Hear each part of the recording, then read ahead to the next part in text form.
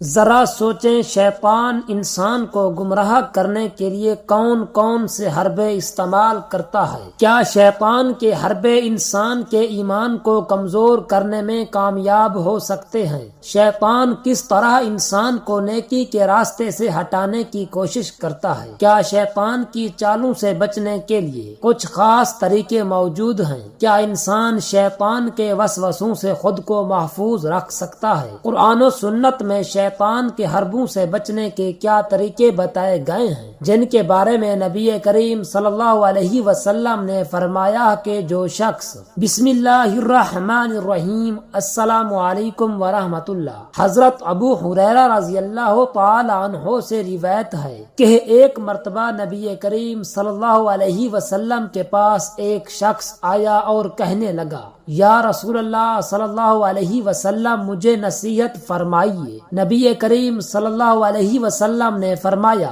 غصہ نہ کرو۔ اس شخص نے بار بار سوال کیا اور ہر بار نبی کریم صلی اللہ علیہ وسلم نے یہی فرمایا، غصہ نہ کرو۔ روایت صحیح بخاری۔ یہاں غصے کو شیطان کا ایک اہم ہتھیار قرار دیا گیا ہے، جس کے ذریعے وہ انسان پر حاوی ہو جاتا ہے اور اسے گناہ کرنے کی طرف لے جاتا ہے۔ نبی کریم صلی اللہ علیہ وسلم نے غصے کو روکنے کی نصیحت اس لیے کی کیونکہ شیطان انسان کو غصے کے ذریعے بھٹکانے کی کوشش کرتا ہے۔ حضرت علی رضی اللہ تعالی عنہ نے بھی غصے کو شیطان کے کنٹرول کا ذریعہ قرار فرمایا ہے۔ حضرت مولا علی رضی اللہ تعالی عنہ کا فرمان ہے، غصہ عقل کو مفلوج کر دیتا ہے اور شیطان انسان کو گناہ کی طرف لے جاتا ہے۔ یہ قول اس بات کو اجاگر کرتا ہے کہ جب انسان غصے میں ہوتا ہے تو شیطان اس پر غالب آ سکتا ہے اور اسے غلط اعمال کی طرف مائل کر سکتا ہے۔ حضرت علی رضی اللہ تعالی عنہ ہمیں یہ بتا رہے ہیں کہ غصے کو قابو میں رکھنا دراصل شیطان کے اثرات سے بچنے کا ایک طریقہ ہے۔ ایک واقعہ حدیث مبارک میں ملتا ہے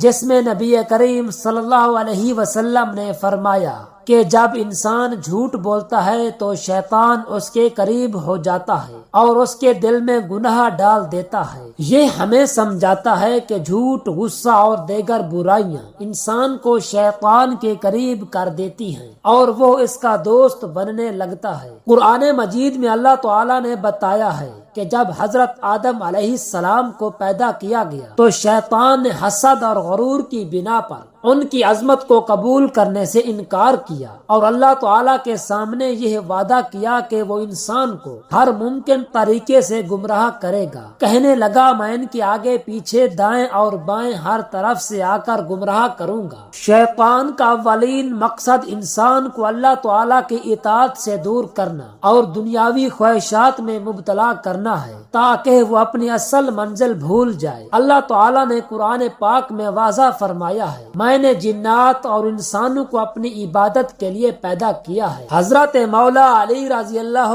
تعالی عنہ فرماتے ہیں، انسان کو پیدا کرنے کا مقصد انسان کی رنگینیوں میں کھو جانا نہیں بلکہ اللہ تعالیٰ کی رضا کے مطابق زندگی گزارنا ہے۔ شیطان دنیاوی لذتوں اور خواہشات کو اتنا خوبصورت بنا کر پیش کرتا ہے کہ انسان ان کی طرف مائل ہو جاتا ہے۔ اس عمل کو قرآن پاک میں یوں بیان کیا گیا ہے، شیطان نے ان کے اعمال کو مزین کر دیا ہے۔ شیطان انسان کے دل میں وسوسے ڈال کر اسے گمراہی کی طرف لے جانے کی کوشش کرتا ہے۔ حضور اکرم صلی اللہ علیہ وسلم کا فرمان ہے، شیطان انسان کے دل میں وسوسے ڈالتا ہے جب تک کہ وہ اللہ تعالیٰ کا ذکر کرے۔ روایت صحیح مسلم۔ شیطان کے حربوں میں سے ہے کہ وہ انسان کو غصے میں لا کر اور جھوٹ بولنے پر مجبور کر کے اللہ تعالیٰ کی نافرمانی پر آمادہ کرتا ہے۔ حضرت علی رضی اللہ تعالی عنہ فرماتے ہیں، غصہ عقل کو کمزور اور ایمان کو ناقص کر دیتا ہے۔ حضور اکرم صلی اللہ علیہ وسلم کا فرمان ہے کہ نماز کے وقت شیطان آ کر وسوسے ڈالتا ڈالتا ہے تاکہ بندہ اپنی نماز میں دھیان نہ دے۔ باروایت صحیح بخاری۔ شیطان کا ایک اور حربہ یہ ہے کہ وہ میاں بیوی، بھائی بہن اور دیگر خاندانی رشتوں میں جھگڑے پیدا کرتا ہے تاکہ محبت اور اخوت میں کمی آ جائے۔ قرآن مجید میں اللہ تعالیٰ ارشاد فرماتا ہے، بے شک اللہ تعالیٰ توبہ کرنے والوں کو پسند فرماتا ہے۔ اللہ تعالیٰ کا ذکر انسان کو شیطان کے شر سے محفوظ رکھتا ہے اور اس کے دل کو تقویت دیتا ہے۔ حضور نبی اکرم صلی اللہ علیہ وسلم نے فرمایا،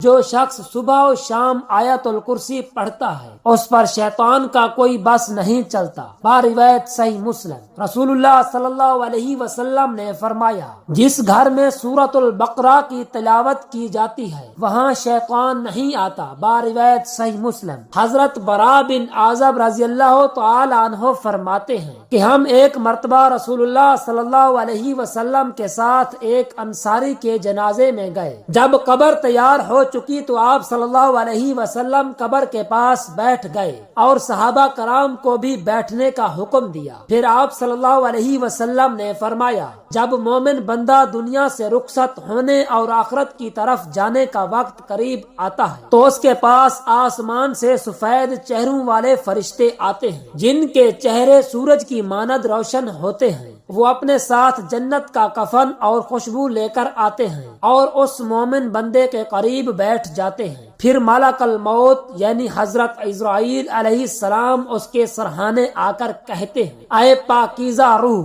اللہ کی مغفرت اور رضا کی طرف چل نکل۔ اس کے بعد رسول اللہ صلی اللہ علیہ وسلم نے فرمایا کہ مومن کی روح آسانی سے نکلتی ہے جیسے مشکیزے سے پانی کا قطرہ، اور فرشتے اس روح کو جنت کے کفن اور خوشبو میں لپیٹ لیتے ہیں۔ پھر یہ روح لے کر فرشتے آسمان کی طرف چڑھتے ہیں اور ہر آسمان پر موجود فرشتے اس کو خوش آمدید کہتے ہیں یہاں تک کہ یہ 7ویں آسمان تک پہنچ جاتی ہے۔ اللہ تعالیٰ کا حکم ہوتا ہے، میرے اس بندے کا نام علیین میں لکھ دو۔ پھر اسے واپس زمین پر لایا جاتا ہے جہاں اس کی قبر میں سوالات کیے جاتے ہیں۔ اسی طرح رسول اللہ صلی اللہ علیہ وسلم نے فرمایا کہ جب بدکار بندہ موت کے وقت آتا ہے تو اس کے پاس سیاہ چہروں والے فرشتے آتے ہیں جو اس کے پاس عذاب کے کپڑے لے کر بیٹھ جاتے ہیں۔ پھر ملک الموت آ کر اس سے کہتے ہیں، اے خبیث روح، اللہ کے غضب اور غصے کی طرف چل نکل۔ اس کے بعد نبی کریم صلی اللہ علیہ وسلم نے بیان فرمایا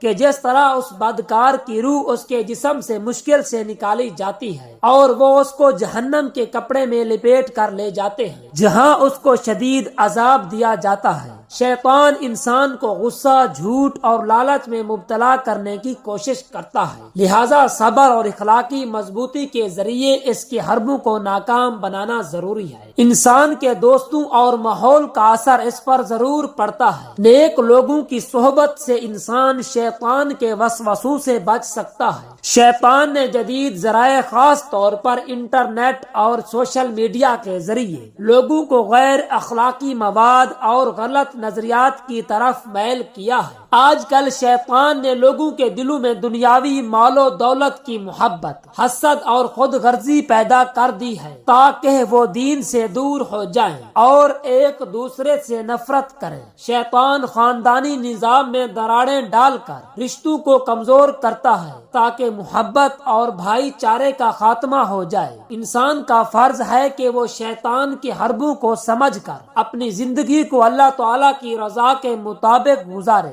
دین کی تعلیمات پر عمل کر کے ہی شیطان سے محفوظ رہا جا سکتا ہے۔ حضور اکرم نور مجسم صلی اللہ علیہ وسلم نے شیطان سے بچاؤ کے لیے مختلف دعائیں تعلیم فرمائی ہے۔ ترجمہ: اے اللہ، میں تیری پناہ میں آتا ہوں شیطان کے وسوسوں سے اور تجھ سے دعا کرتا ہوں کہ وہ میرے پاس نہ آئے۔ پیارے بھائیوں اور بہنوں، شیطان کا مقصد ہمیں دین کی راہ سے ہٹانا اور اللہ تعالیٰ کی نافرمانی میں مبتلا کرنا ہے۔ ہم سب کو چاہیے کہ اللہ تعالیٰ سے مدد مانگے اور اس کی راہ پر چلنے کی کوشش کریں۔ شیطان سے بچنے کے لیے اسلامی تعلیمات کو مضبوطی سے پکڑیں اور اپنے ایمان کو کو قوی بنائے۔ اللہ تعالی ہمیں شیطان کے شر سے بچائے۔ محترم ناظرین، اگر ویڈیو اچھی لگی ہو تو ویڈیو کو لائک اور چینل کو سبسکرائب کر لیجئے گا تاکہ مزید اس طرح کی معلوماتی ویڈیو کا نوٹیفیکیشن آپ کو بر وقت ملتا رہے۔ شکریہ۔